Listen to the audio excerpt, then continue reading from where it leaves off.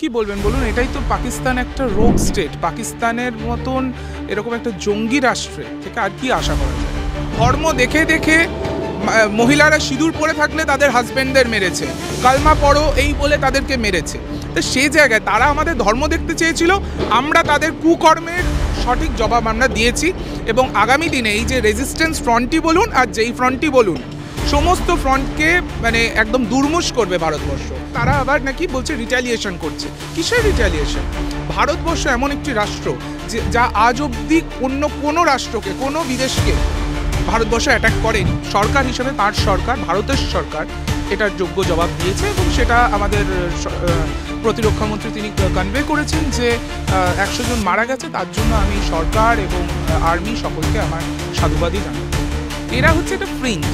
আমি মনে করি আজকের দিনে ভারতবর্ষটাকে যদি আপনি অ্যাজ এ হোল দেখেন, সেখানে এই ধরনের কিছু মানুষ যারা মানে দেশপ্রেমে বিশ্বাস করে না, যারা মানে নিজেদেরকে বিশ্বমানব মনে করে, তো তাদের জন্য হতে পারে, তাদের এটা মনে হতে পারে যে ভারতবর্ষ ঠিক করেনি। তো তাহলে তারা তখন চুপ ছিলেন কেন যখন এই 26 জন মারা গেছে?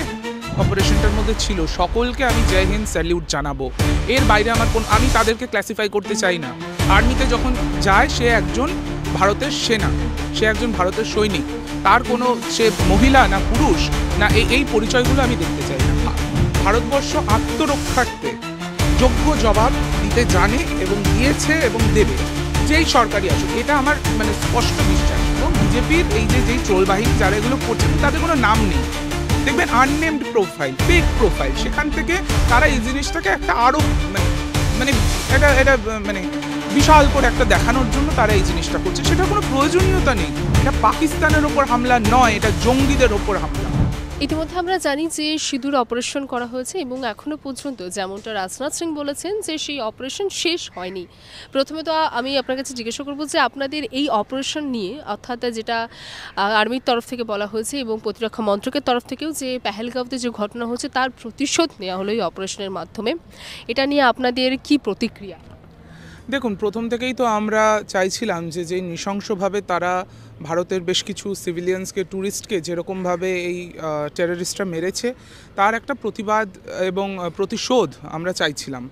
এবং সেটা জাস্ট সময়ের অপেক্ষা ছিল যে কবে সেটা হয়। এবং প্রথমেই আমি আমার সকল দেশবাসীকে আমি জয় হিন্দ বলবো। এবং যেই সেনাবাহিনী যারা এত সাকসেসফুল একটা অপারেশন করেছে, এবং অপারেশনটা এখনও অনগোয়িং, যেরকমটা আমাদের মাননীয় স্বরাষ্ট্রমন্ত্রী বা প্রতিরক্ষামন্ত্রী বলেছেন, সেই জিনিসটার জন্য আমি দেশের সরকার সকলকে, মিলিটারি সকলকে আমি আমার তরফ থেকে আন্তরিক অভিনন্দনও জানাবো। এবং দেশবাসীকেও আমি বলবো আপনারা সতর্ক থাকুন এবং সমস্ত পরিস্থিতির জন্য আপনারা সকলে তৈরি থাকুন। আমার তরফ থেকে, আমার দলের তরফ থেকে এই সাকসেসফুল অপারেশনের জন্য সেনাবাহিনীকে অনেক অনেক শুভেচ্ছা।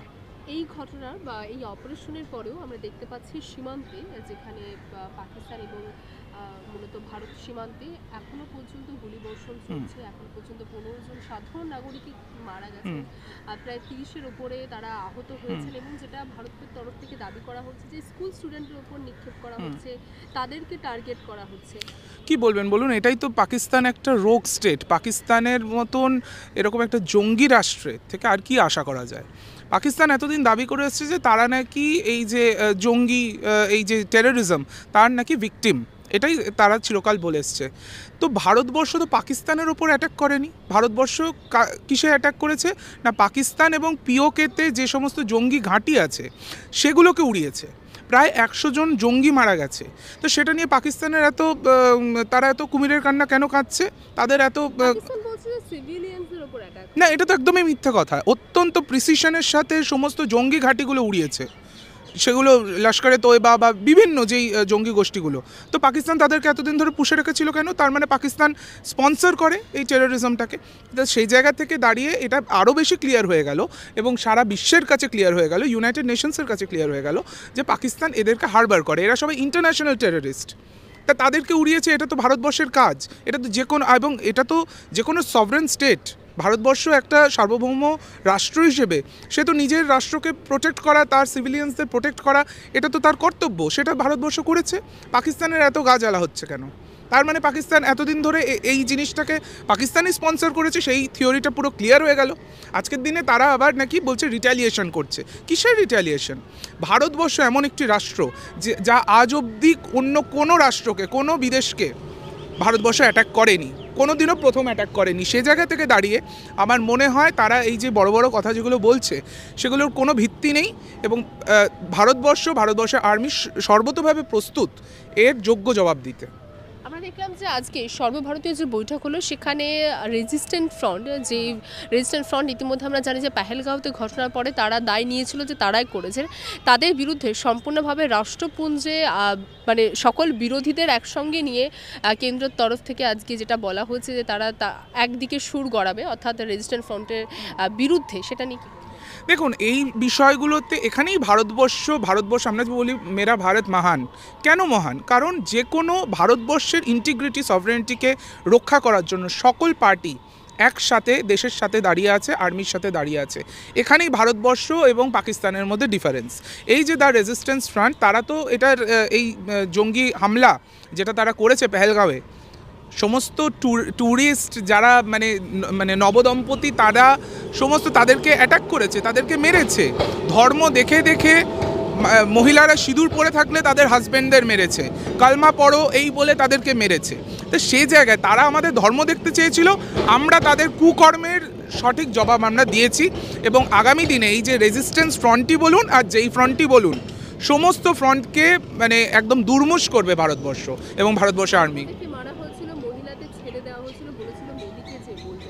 সেখানে দাঁড়িয়ে দুজন মহিলা অফিসার তারা এই সম্পূর্ণ অপারেশন তারা নিয়েছেন, যার মধ্যে একজন মুসলিম মহিলা অফিসার। শুনুন, প্রথমত আমি একটা কথা বলি যে একথা ঠিক, যে এবং সেই জন্যই আমার মনে হয় অপারেশন সিঁদুরের নাম দেওয়া হয়েছে। কিন্তু আমি আর্মিকে মহিলা, পুরুষ, হিন্দু, মুসলিম এই হিসেবে আমি ক্লাসিফাই করতে রাজি নই। আমি এই পুরো যেই অপারেশনটা হয়েছে তার মাস্টার মাইন্ড ছিলেন কর্নেল সোফিয়া কুরেশি এবং উইং কমান্ডার ভিওমিকা সিং। তো তাদের দুজনকেই এবং আরও যারা যারা এই পুরো অপারেশনটার মধ্যে ছিল সকলকে আমি জয় হিন্দ স্যালিউট জানাবো। এর বাইরে আমি তাদেরকে ক্লাসিফাই করতে চাই না।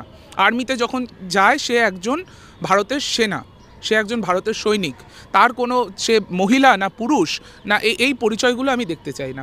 পাকিস্তানকে যোগ্য জবাব ভারতবর্ষ দিয়েছে, এতেও যদি তাদের যদি শিক্ষা না হয় তো তাইলে তারা, আমি এইটুকুই বলবো, তারা আগুন নিয়ে খেলছে। যেরকমভাবে আবার তারা এই পুঞ্চে যেটা অ্যাটাক করেছে, শুনছি গুরুদুয়ারা ভাঙছে, এটা কি রাষ্ট্র? তো সেই জায়গায় দাঁড়িয়ে আমার মনে হয় যে ভারতবর্ষ প্রত্যেকটা এই জিনিসগুলো যোগ্য জবাব দেবে, এবং নাগরিক হিসেবে এবং ভারতবর্ষের সকল রাজনৈতিক লিডারশিপ, পুরো পলিটিক্যাল লিডারশিপ কিন্তু আর্মির সাথে দাঁড়িয়ে আছে। এবং আরেকটি বিষয় যে আজকে যে সর্বদলীয় বৈঠক হয়েছিল সেখানে তৃণমূল কংগ্রেসের তরফ থেকেও সরকারের যে পদক্ষেপকে স্বাগত জানিয়েছেন, কিন্তু আজ প্রধানমন্ত্রী উপস্থিত ছিলেন না সর্বদলীয় বৈঠকে। এটা আমার একটা খারাপ লাগার জায়গা যে এই সমস্ত ক্ষেত্রে এত বড় যখন ভারতবর্ষ একটা ক্রাইসিসের মধ্যে দিয়ে যাচ্ছে, সেখানে হয়তো প্রধানমন্ত্রীর একদম সামনে থেকে লিডারশিপ দেওয়াটা আমরা একটু আশা করতেই পারি। আমি ক্রিটিসাইজ করছি না, হয়তো ভরসাটা বেশি হতো। কারণ ভারতবর্ষ এইরকম যখন একটা ক্রাইসিস সিচুয়েশনে যায়, তখন যিনি আমাদের পলিটিক্যাল লিডার, ভারতবর্ষের লিডার, মানে গ্লোবাল পার্সপেক্টিভ যার দিকে তাকিয়ে আছেন, তিনি অবশ্যই নরেন্দ্র মোদী, যিনি আমাদের prime minister of the day. তো তার এই ধরনের মিটিংগুলো তিনি যদি থাকেন, যেরকম দুজন বিরোধী দলনেতা ছিল তৃণমূল কংগ্রেসের তরফ থেকে, আমাদের পার্লামেন্টারি লিডারশিপ তারা ছিলেন, তো সেই জায়গাটায় যদি মাননীয় প্রধানমন্ত্রী থাকতেন তাহলে ভালো হতো। কিছুদিন আগেও আমরা দেখলাম যে একটা সর্বদলীয় বৈঠক ডাকা হয়েছিল, তখনও তিনি ছিলেন না, তখন অমিত শাহ সেটাকে চেয়ার করেছিলেন। এইবারে দেখলাম যে রাজনাথ সিং চেয়ার করলেন। তো প্রধানমন্ত্রী থাকলে ভালো হতো, বাট এটার জন্য আমি তাকে আলাদা করে কোনো ক্রিটিসিজম করতে আমি রাজি নই। কারণ সরকার হিসেবে তার সরকার, ভারতের সরকার এটার যোগ্য জবাব দিয়েছে, এবং সেটা আমাদের প্রতিরক্ষামন্ত্রী তিনি কনভে করেছেন যে 100 জন মারা গেছে, তার জন্য আমি সরকার এবং আর্মি সকলকে আমার সাধুবাদই জানাবো। সরকারের তরফ থেকে নেওয়া হয়েছে সেটাকে স্বাগত জানিয়েছেন এখনো পর্যন্ত, এবং সেখানে দাঁড়িয়ে কিছু মানুষ ব্যক্তিগতভাবে এই যে পদক্ষেপ সেটাকে নিয়েও কটাক্ষ করেছেন। আমি কবির সুমনের কথা বলছি, তিনি এই যে সিঁদুর অপারেশন সেটাকে তিনি বলছেন কিসের সিঁদুর অপারেশন, এবং যুদ্ধ তিনি চান না, যুদ্ধকে তিনি কখনো সমর্থন করে না। এই যে সিঁদুর অপারেশনের সঙ্গে কি এই কথাটা আপনার মনে হয় মানে সরাসরিভাবে যাচ্ছে, যেখানে পেহেলগাঁওয়ে ঘটনার পরে এটা সরকারের তরফ থেকে পদক্ষেপ ছিল, সরকার আগে পাকিস্তানের সঙ্গে কোনোরকম কোনো যুদ্ধে কিন্তু আগে যায়নি। একদমই, এবং সেটা শুধু এই ক্ষেত্রে নয়, আজ অবধি এটা একটা হিস্টোরিক্যাল ফ্যাক্ট যে ভারতবর্ষ কোনো রাষ্ট্রকে অ্যাটাক করে না। ভারতবর্ষ আত্মরক্ষার্থে যোগ্য জবাব দিতে জানে এবং দিয়েছে এবং দেবে, যেই সরকারই আসুক। এটা আমার মানে স্পষ্ট বিশ্বাস। ভারতবর্ষ একটা ম্যাচিওর ডেমোক্রেসি, যারাই ক্ষমতায় থাকুক তারা এটা এর আগেও, এবং এটার জন্য আলাদা করে মোদী সরকারকে কৃতিত্ব আমি ওই ন্যারেটিভেও আমি যেতে চাই না। এটা ভারত সরকারের বিষয়। ভারত অ্যাটাক হলে ভারত সরকার তার জবাব দেবে, সেটাই ভারত সরকার দিয়েছে। এবং সর্বদলীয় বৈঠকগুলো হচ্ছে মানে তার মানে সকলের সমর্থন আছে। পুরো এন্টায়ার পার্লামেন্টারি ডেমোক্রেসিতে যারা যেই পার্টি আছে সবার সমর্থন আছে। এখানে ব্যক্তিগতভাবে কেউ কেউ যদি মানে এই অতি বামপন্থী কিছু কিছু মানুষজন আছেন, তারা যদি মনে করেন যে তারা দেশপ্রেমে বিশ্বাস করেন না, তারা মনে করেন যুদ্ধ চায় না, যুদ্ধ তো ভারতবর্ষ করছে না, কিন্তু ভারতবর্ষের দিকে কেউ যদি অ্যাটাক করে, এটা তো যে কোনো একটা মানে সভরেন কান্ট্রি, তার তো নিজেকে প্রোটেক্ট করার অধিকার আছে, এবং সেটা তাকে করতে তারা দায়বদ্ধ মানুষের কাছে। 26-27 জন মারা গেছে, এটা মানুষের কাছে তারা দায়বদ্ধ, তো সেই অ্যাকশনটা তারা নিয়েছেন, এটার মধ্যে কোনো প্রবলেম নেই। কবির সুমনকে নিয়ে তো আমি আলাদা করে মন্তব্য করতে পারবো না। তিনি অত্যন্ত মানে তিনি ফর্মার এমপি এবং অত্যন্ত বড় মাপের একজন সঙ্গীত শিল্পী, তো তার শিল্পকলা নিয়ে তো আমার কোনো মন্তব্য থাকতে পারে না। কিন্তু এই ক্ষেত্রে আমি তার সাথে আইডিওলজিক্যালি এবং এই বিষয়টার ক্ষেত্রেও, এই ইস্যু ভিত্তিকও আমার তার সাথে মত পার্থক্য আছে। আমি মনে করি ভারতবর্ষ যেই রিটালিয়েশন করেছে, এটাই this was the need of the hour, এবং আমরা অনেক দিন ধরেই চাইছিলাম। জবে হয়েছে আমরা তখন থেকেই বলছিলাম কবে অ্যাটাক হবে, কবে রিটালিয়েশন হবে, এটাই চাইছিলাম। আপনারা বললেন যে বামপন্থী মনোভাব, এবং এই বিষয়ে আরেকটি প্রশ্ন হচ্ছে, ইতিমধ্যে আমরা দেখলাম দিলীপ ঘোষ তিনি একটি মন্তব্য করে বলেছেন যে বামপন্থী মনোভাব মানে দেশবিরোধী মনোভাব। হ্যাঁ, সেটা আমি এই ধরনের কোনো সিম্পলিস্টিক কথাবার্তাতে আমি বিশ্বাসী নই। বামপন্থীরাও যে দেশপ্রেমিক হতে পারে না, এটা আমি বিশ্বাসী নই। কিন্তু অনেকেই যারা এই ধরনের মন্তব্য করছে, ধরুন রোদ্দুর রায় বলেছে কিসের সিঁদুর, এই সমস্ত রোদ্দুর রায়ের মন্তব্য, সেগুলো যদি ধরে ধরে উত্তর দিতে হয়, এর কোনো মানে নেই।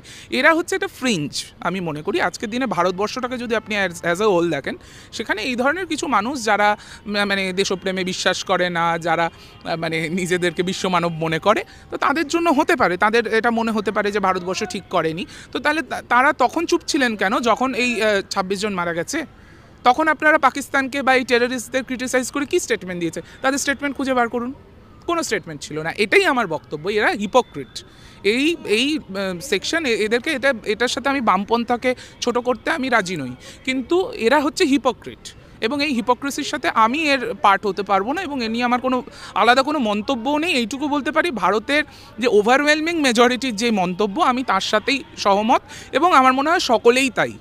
এই সময় কোনো মানে রাজনৈতিক বিভেদ, জাতিগত বিভেদ, ধর্মের বিভেদ, মানে লৈঙ্গিক বিভেদ, এগুলো আমি কোনোটাই আমি বিশ্বাসী নই। সম্পূর্ণভাবে সর্বতোভাবে আমরা দেশের সেনাবাহিনীর সঙ্গে রয়েছি।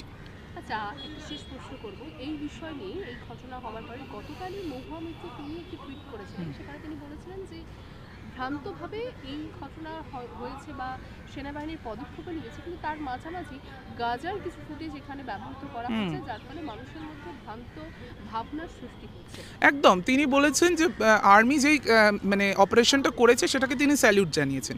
তারপরে তিনি বলছেন এই যে বিজেপির কিছু ট্রোল আর্মি, যেহেতু মানে মোদিজিকে একটা আলাদাভাবে এটা বিশাল করে একটা দেখাতে হবে, সেটা জিঙ্গোইজম তৈরি করার জন্য তারা গাজার কিছু ফুটেজ, এবং এটা মানে অ্যাবসলিউটলি এটা ট্রু, উনি যেটা বলেছেন। হ্যাঁ, এটা নিয়ে মন্তব্য থাকতে পারে যে ওনার কি এই সময় এটা বলা উচিত ছিল না, সেই সময়, এই সমস্ত বিষয়ে আমি যেতে চাইছি না। আমি বলছি মহুয়া মিত্র যেটা বলেছেন সেটা 100% সঠিক, এবং বিজেপির যেই ট্রোল বাহিনী যারা এগুলো করছে, এবং তাদের কোনো নাম নেই, দেখবেন আননেমড প্রোফাইল, ফেক প্রোফাইল, সেখান থেকে তারা এই জিনিসটাকে একটা আরও মানে মানে এটা মানে বিশাল করে একটা দেখানোর জন্য তারা এই জিনিসটা করছে, সেটার কোনো প্রয়োজনীয়তা নেই। তো ভারতবর্ষের আর্মি তারা একদম প্রিসিশনের সাথে যোগ্য জবাব দিয়েছে, সেটাকে গাজার মতো একদম নিউক্লিয়ার এক্সপ্লোশন হচ্ছে এই সমস্ত দেখানোর কোনো মানে ভিএফএক্স দিয়ে এগুলো দেখানোর কোনো প্রয়োজন আছে? এই নোংরামিটা তারা করে আরও ভারত সেনাকে অপমানিত করছে। ভারতবর্ষ ওরকম ইরেসপন্সিবল কাজ করে না। ভারতও আজকে একটা নিউক্লিয়ার কান্ট্রি, পাকিস্তানও নিউক্লিয়ার কান্ট্রি, কিন্তু আমরা এই ধরনের ওই ইরেসপন্সিবল, এবং এটা কিন্তু আবারও আমি রিপিট করছি, এটা পাকিস্তানের ওপর হামলা নয়, এটা জঙ্গিদের ওপর হামলা। পিওকে এবং পাকিস্তানে যে সমস্ত জঙ্গি ঘাঁটিগুলো ছিল সেগুলোকে ওড়ানো হয়েছে, তাতে কারোর গাত্রদাহ হওয়ারও কথা নয়, এবং যেটা হয়েছে তার থেকে বেশি করে ফলানোরও কিছু নেই। আমরা কোনো যুদ্ধে যেতে আগ্রহী নই, Bharatvarsha is not going for a war.